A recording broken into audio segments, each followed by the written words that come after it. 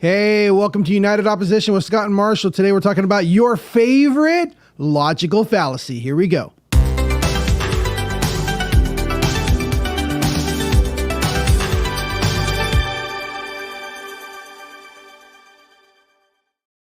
So I just saw myself in the monitor when I realized I have a tendency to do that. Like, here we go. And like, I like do the little body shake, like, here we go. But hey, this is Scott and Marshall coming at you with United Opposition. We're a couple of friends from high school. We're not going to say how long ago that was, but a couple of friends from high school get together and who are on opposite sides of a lot of things, and we have a discussion, talk about politics, science, religion, current events, all that kind of stuff from usually opposing points of view. Although as we get older, our opinions seem to be getting closer and closer, right? What's that hand signal in the movie Tenet? Like, it's all kind of interlaced and going. They're kind of getting closer and closer. What do you think, Marshall? Yeah, well, first of all, talking about way back is I'm still kind of upset that you let Moses sign your yearbook before me, but I'm trying to. You weren't the first one to sign my yearbook? No. Moses got there before me. He even wrote first, and I was pretty upset about that, Scott. But that's okay. I'm willing to let that go after, 6,000 years. But wait, hold on a second. Let me get on the screen more like Marshall. There we go. I'll just get down here like that. Well, today we're talking about logical fallacies here on United Opposition. Of course, United Opposition is brought to you by Covenant Coffee, Hope in a Cup. And I wanted to make sure that you guys have a chance to go visit Covenant Coffee. There's 2 locations in Bakersfield. And really, seriously, you are supporting something really, really important. You're supporting a team of people who are carrying out the Great Commission in real time, in real life, as they are serving the underprivileged, as they're serving the foster youth who have been aged out of the foster system. And a lot of times they fall through the cracks. Covenant Coffee is there to bring them hope, to give them a job, to help them, to mentor them, to find them a place to live, and to keep them on their feet and on the right track. So this is brought to you by Covenant Coffee. And of course, I got to do my Covenant Coffee ASMR sip. Here we go.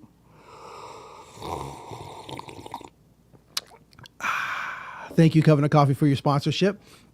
Today we're talking about logical fallacies, and I guess we should probably start with, what is a logical fallacy? Marshall? Yeah, I mean, it's an error in thinking. We're gonna put it up on the screen. You can tell us about it. That's on there. Yeah, a lot of times people like to take shortcuts in their thought processes, and they end up believing something that ain't so. And that's usually the result of a logical fallacy. They've gone from 2 + 2 = 5, and it's wrong. They've taken a shortcut and they've arrived at the wrong answer, the wrong conclusion. It's a way of taking, because a lot of times discussions are subjective, and it's a way of finding an objective ruler for people's discussions, basically, right? To be able to say, actually, that the way you are making your argument, not necessarily your argument, but the way you're making your argument is objectively wrong, basically, right? Right. And generally speaking, logical fallacies are false. There can be truth behind them. And in fact, there often is some truth. And that's part of the danger, because everybody has this narrative about, in their mind, about how the world works, or what I call the movie in your head. Mm-hmm. And anything that fits the narrative is usually welcomed in and accepted quite readily. Whereas anything that does not fit the narrative, even if it's supported by facts and data and evidence, it's often rejected out of hand, or it's rejected with very little review, or there's some logical fallacy applied to kick it out, because those things make us uncomfortable. And we like to live in comfort. We value our peace, our comfort. And so, again, it's easy for us to take shortcuts in our logic. And the end result is we make a big mess of things because we believe things that just ain't so. And for the most part, human beings, we can take the definition off for right now, Mike. But basically, for human beings, we are inherently emotional. We are inherently make emotional arguments, and how things affect me, and what's in my life, and how do I feel about this, and emotions are not always I would say ever, but for the most part, emotions are not always the best way to make decisions. And when we're having Right. discussions about what decisions should be made, there's a place for understanding how people feel about it, but in the end, you need to be making decisions based on logic and facts. Now, that's funny coming from a pastor, because you would think like, well, logic and facts. You're a pastor, don't you? Where does faith come in? Faith comes in trusting somebody else's logic above my own. It may not make sense to me, but I'm having faith in God, because as Isaiah 55 says, our ways are not his ways are not our ways, and his thoughts are not our thoughts, and higher than the heavens are above the earth, so his thoughts are higher than our thoughts. So when it comes to faith, if I'm hearing from God and say, do this, and I'm like, okay, well then I am going to trust the logic of God over the logic of my own brain. So yes, I do think that we should be making decisions based on logic and reasoning as a Christian. And where faith comes in is I am then deferring the logic of my own mind and trusting in the logic of God, as it says in Psalms 3, 5, and 6. Trust in the Lord with all your heart, trust in the Lord with all your why am I see my brain is spacing on that, but do not lean on your own understanding is basically what it is. Trust the Lord and do not lean on your own understanding, but in all your ways acknowledge him and he'll make your path straight. So there's the faith side of it, but it still doesn't preclude being able to argue logically. So I think it's important that when we have discussions, when we talk to each other, when we're making decisions, that we are using logic and reason and rationality, and logical fallacies are ways of checking our own arguments and checking us, or being checked by somebody else, being called out by somebody else who understands it and saying, hey, you know that the way you're thinking, your argument, it has a logical fallacy. Therefore, it doesn't mean that your conclusion is wrong. Thank you for putting up that scripture. Trust in the Lord with all your heart and lean not on your own understanding, in all your ways to submit to him and he will make your path straight. Thank you for that, putting that up there, Proverbs 3, 5, and 6. But we want to make sure that, so Marshall, you could be correct. You could be making an argument and your point could be correct, but how you got there could be wrong. Is that true? Yeah, that's true. And that I don't want people to think that they have a pass, though, to jump to conclusions or a hasty generalization there. But before we get into that, because I think we're about to segue into specific logical fallacies. Yes. One of the things I do want to warn against, because I have an issue with it, is we're not meant to be Vulcans either. And if you're purely logical, if you engage what I call spreadsheet calculus, where it comes down to the bottom line, and if the bottom line is black, the answer is yes, and if it's red, it's no. I think that is a very dangerous way to operate and do things, because there are some things that might be logical to do, but they are also deeply unethical or inappropriate or whatever. So, okay. We do have to temper our logic with reason, with empathy in particular.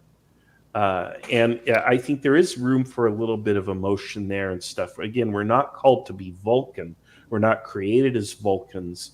And we should not be Vulcans where everything is just a logical calculus and then that's it. There's no discussion. I think where you're going with this, though, might be conflating two different things. That there is no ethics or morality in logic. Well, there is no ethics or law.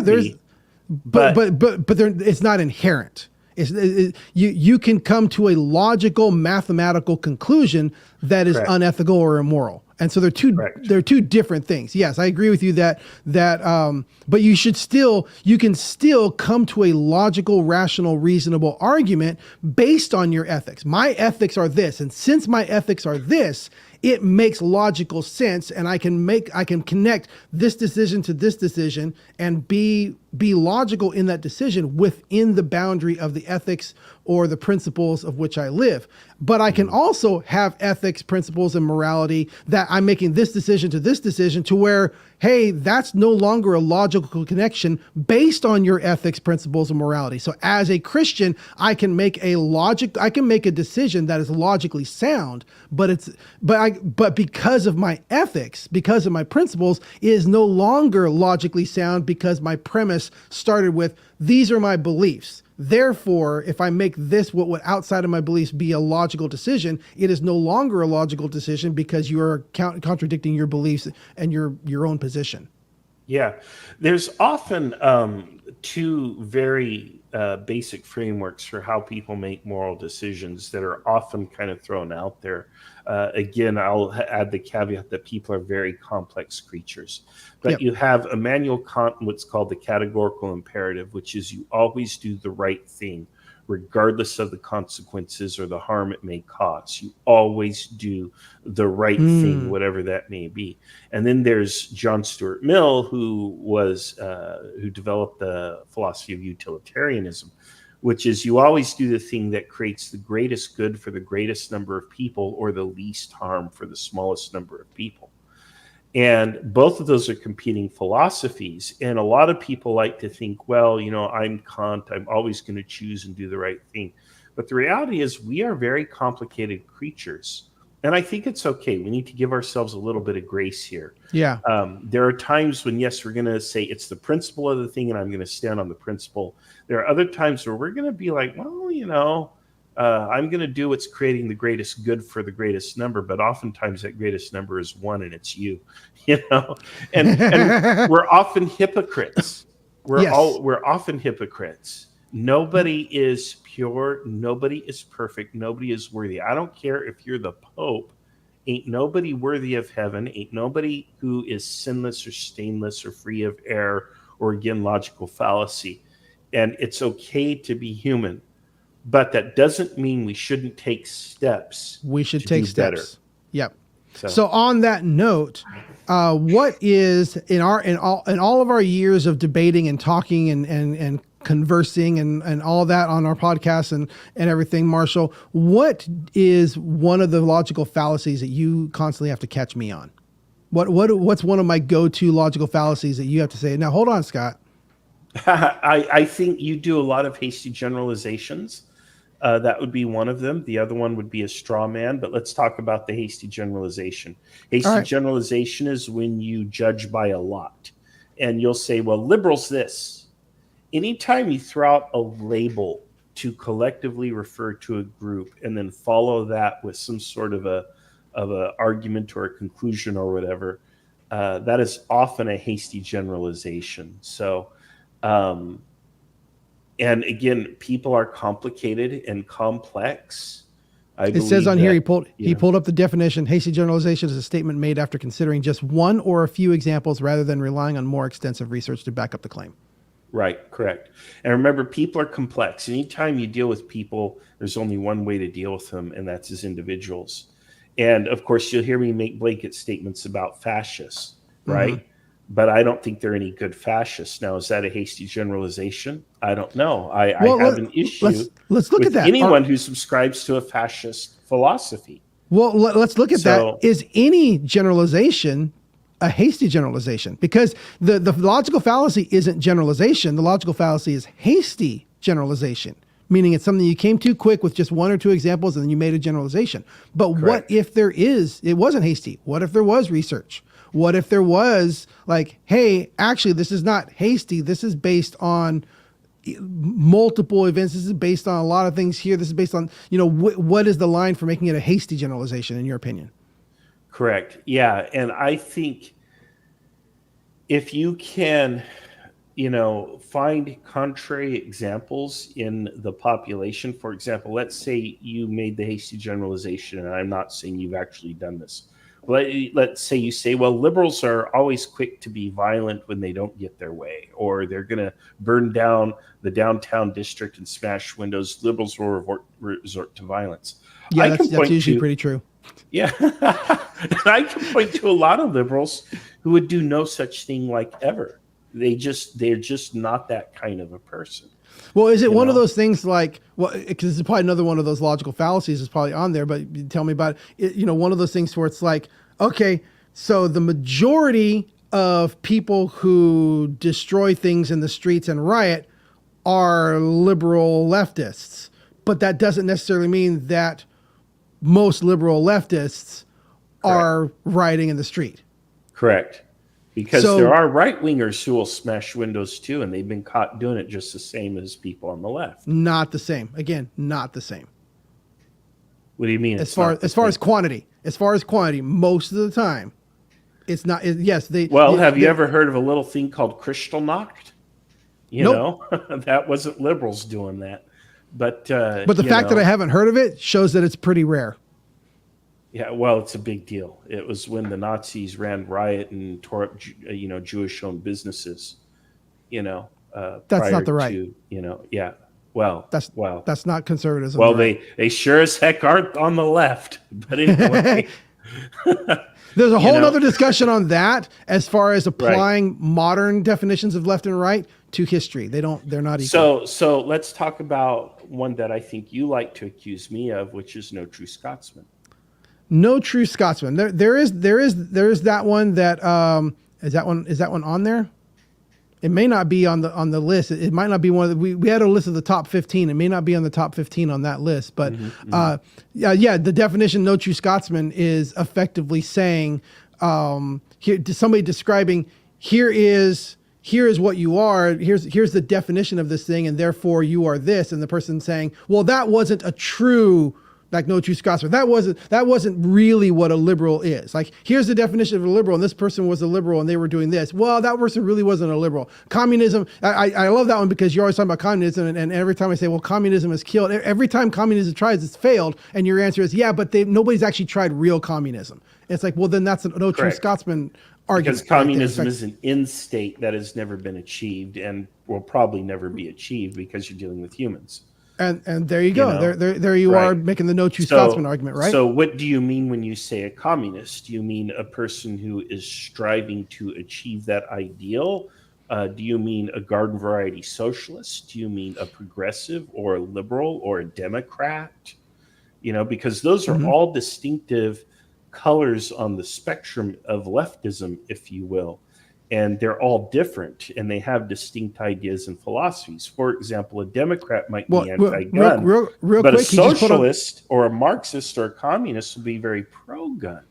But right here, he just put up the definition, of course, pulled from Wikipedia, but that's no true Scotsman or appeal to purity is an informal fallacy in which one attempts to protect a posteriori claim, right? Yeah, from a falsifying counterexample by covertly modifying the initial claim. Correct. That's saying that's not really what it is. Now, again, what's the line on this? Because just because someone claims to be something, well, that's not, somebody says, well, I'm a Christian and I do this, therefore, look, Christians are like that. And I'm like, well, that's not, if you believe that, then you're not actually a Christian. Mm-hmm. Is that a no true Scotsman argument? Or what's the line between, I guess, because you look at the definition, is that it's modifying by covertly modifying the initial claim. Yeah, correct. And as it says here, it's an ad hoc rescue. So it's you're trying to rescue a person from being included in the conclusion by saying, well, they don't really apply to that because they're different. Christians this. Well, they're not really Christian because they're Catholic, and Catholics aren't Christians, which is a complete falsehood. I mean, Catholics are literally the original Christians. But, you'll hear people who will claim that, or that not Mormons really. aren't. The original Christians were the followers of Christ. They were called Christians. They were going by, in the book of Acts, they called followers of the way. And then they were named Christians. And then out of that, so no, Catholics weren't the first Christians.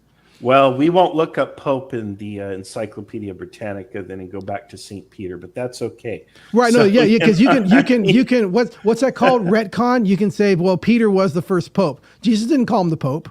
He wasn't given the title of Pope. He wasn't Pope when he was alive. Let's not devolve into this one because if we get into this, we're going to go off track today. Exactly. But there is a whole debate there for you. But I don't want to get into that right now because that's divisive. The one that I feel Christians need to be divided. Yeah, the one that I feel that you use the most, and only because you do this online on Facebook with memes, is straw man argument, which is for the most part. Here's a hasty generalization, but for the most part, every meme is a straw man argument. Yeah, pretty much. Yeah, we don't need that Wikipedia definition on there. That's not the argument we're making today, Mike. But the straw man argument, Mike wants to join in. He's like, hold on. But I think it's the second or third one on there. Straw man argument. that we can put that definition on there on the screen. Right. Yeah. And straw man is very, very common. Yep. Liberals believe this. Like, for example, liberals don't know what restroom to use. They're confused over what restroom to use. And like, I literally have never encountered any human being on the planet, whether gay, straight, transgender, liberal, conservative, whatever, who is confused over what restroom to use. Everybody knows what restroom to use. Nobody has that confusion, but yet you'll see the meme that says, well, at least I know what restroom to use. Well, that's like a straw man argument is one that argues against a hyperbolic, inaccurate version of the opposition rather than the actual argument. Correct. Yeah. Correct. Yeah. Most of the time Christians use this one when they talk about atheists and people who believe in Darwinism and stuff like that.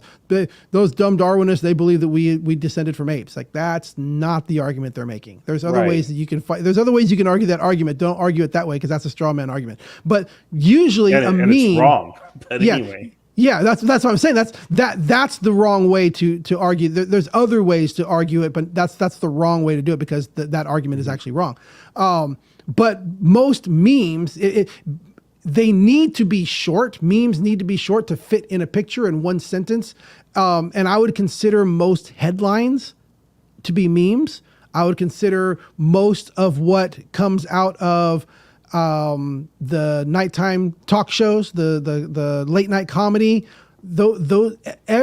just about every joke. If it's a one-liner, it's probably a meme. If it's a one-liner, it's a meme. It's probably a straw man argument because that gets a laugh.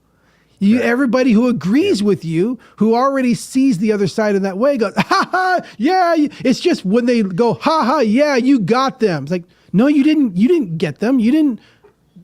There's no value to a meme. There's no value to a straw man argument. And I feel, and this was something that I would always talk with you about, Marshall, is that when you would use them, and you would throw a meme out there on the internet and stuff like that, I feel like it because it's such a straw man argument, because it's such a logical fallacy, that anybody who consistently uses memes and talks in those one soundbite headlines, you're discrediting yourself.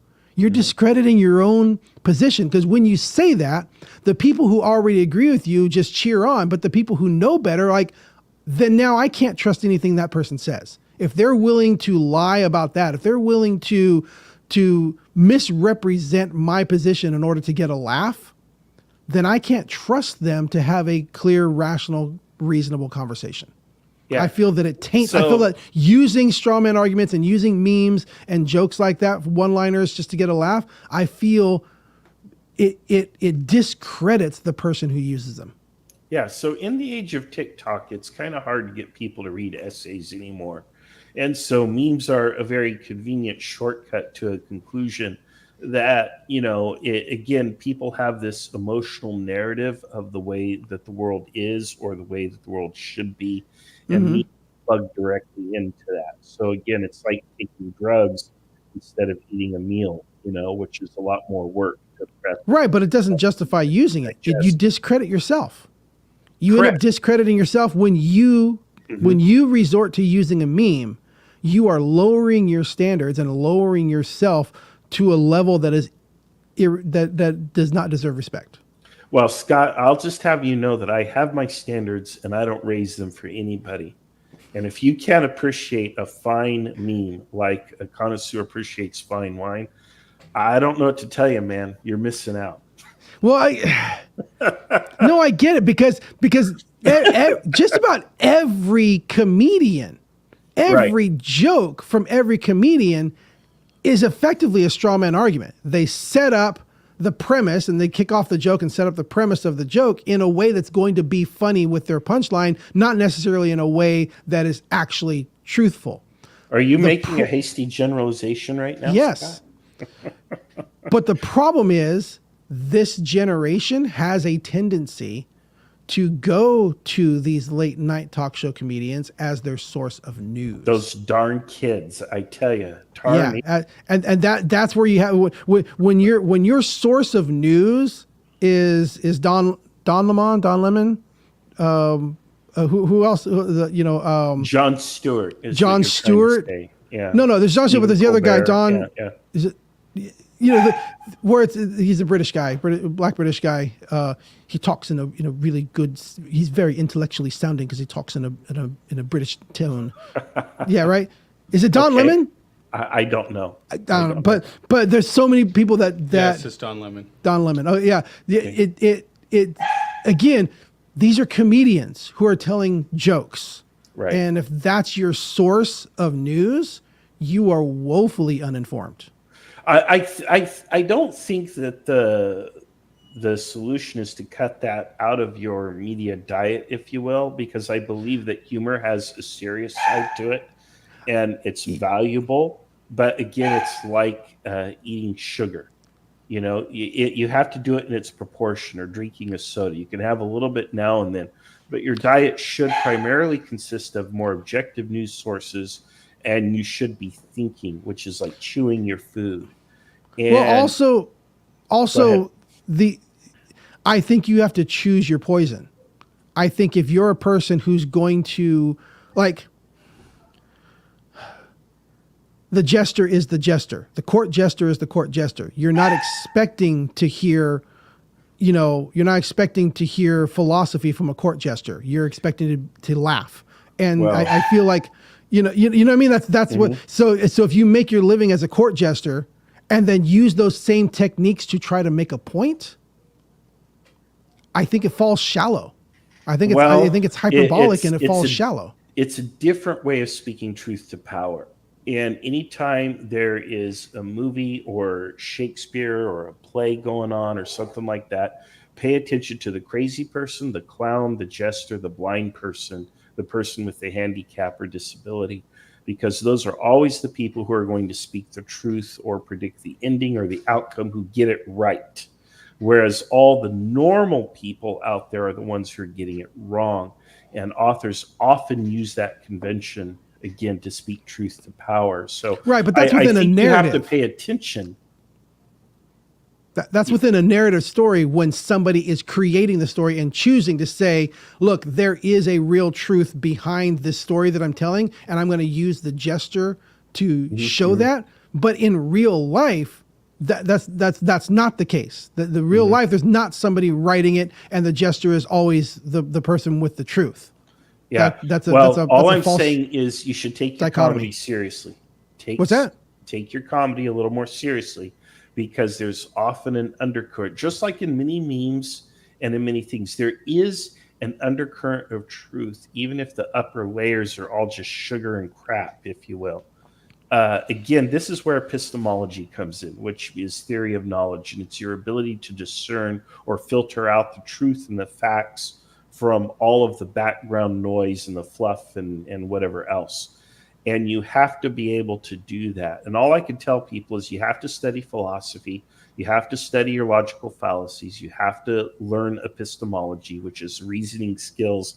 And how do I know what I know is true?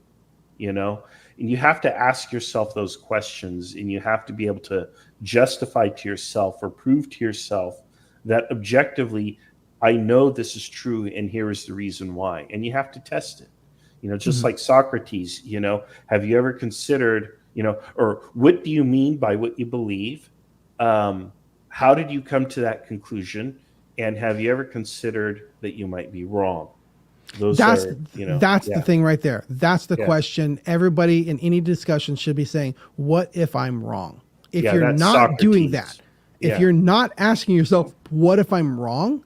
Then you will fall to logical fallacies. You will be falling for them, and you'll be using them in your arguments because you're not willing to check to see, am I using a logical fallacy? Daily Breakfast posted a comment on here saying, logical fallacies, have you ever watched an Andrew Wilson debate before? And I have to say, I don't know who Andrew Wilson is. I'm sorry. Is there something that's, and Mike, if you want to speak up, let me know. But I don't know what I'm missing on that one, but I wanted to address the comment that was there. But yeah, basically, I mean, I'm not making since I don't know anything about Andrew Wilson, I'm not making a comment about him. But I mean, there's a lot of debates. It felt like the last debate between Harris and Trump was just nothing but hyperbolic.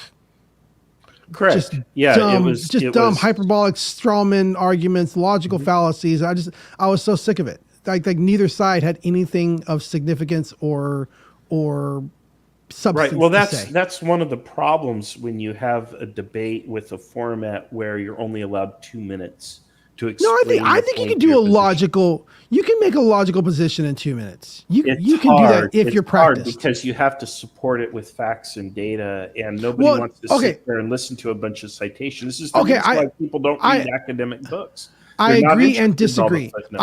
I agree and disagree, and we're going to close. We're going to close with this, but I think it's possible to have a short. I think you can make a logical point that is backed up by evidence, but not have to mention the evidence right now. Just make the logical point and know that it's backed up by evidence. Know that I'm making a logical point. You can look it up. I know that what I'm saying is not hyperbolic, and I know, and we just don't. It's just those logical points typically don't sound as interesting as making fun of the other person's position. And that's the problem. We want headlines. We want sensationalism. Human beings want the emotions. They want to cheer. They want all this stuff. And everybody, we need to step back and think logically. Question yourself. What if you're wrong? Yeah. And check out the logical arguments. Marshall, last words as we go. We're a little bit over. Yeah, we need to, people need to learn, things like the scientific method, because it is a way of asking questions and coming to answers. And I've got to tell you that discerning the truth or trying to come to some kind of an absolute truth is virtually impossible. Most of us are wrong about most of what we think, believe, and feel. But it sure is comfortable to us. And a lot of times our living is tied to those conclusions. Our relationships are tied to those conclusions. And that's why we just kind of go along with it. But it's also why the world is in the mess that it's in. Then everybody needs to get out of their comfort zones. Yep. Welcome to humanity. This is what we do. This is what we do. We get out of our comfort zones on United Opposition. This is what we do. Marshall, thank you for joining us this week. Thank you, everybody, for watching along. We will be here next week. We'll be hopefully on time next week. Usually try to do it right at 4 o'clock. So we appreciate everybody being here. Until next time, God bless you guys. See you later. Bye-bye for now.